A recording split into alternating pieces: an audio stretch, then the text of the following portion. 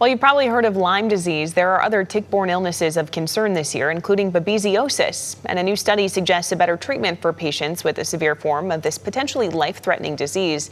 Mandy Gaither has a look at the data and more on the treatment that, quote, significantly lowers the chances of these patients dying.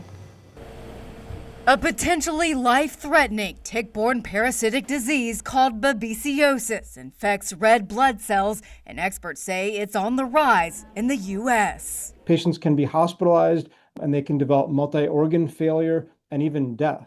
Dr. David Leaf with Mass General Brigham Department of Medicine says for most patients with babesiosis, antibiotics will treat the illness. But for those who are most vulnerable to severe disease, like older patients, those who are immunocompromised, or patients receiving chemotherapy, Leaf says antibiotics may not be enough. When those patients get very sick, they sometimes receive a therapy called red blood cell exchange transfusion. Leaf says it's a way of exchanging the patient's infected red blood cells for healthy ones. In this study, he and a team of researchers analyzed data on more than 3,000 patients with severe babesiosis over a 15-year period.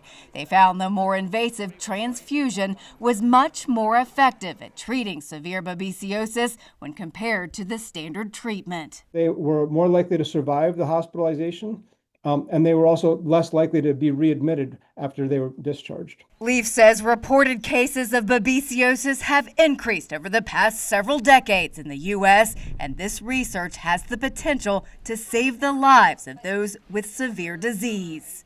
For the first time, we now have evidence that this therapy actually works. For Health Minute, I'm Mandy Gaither.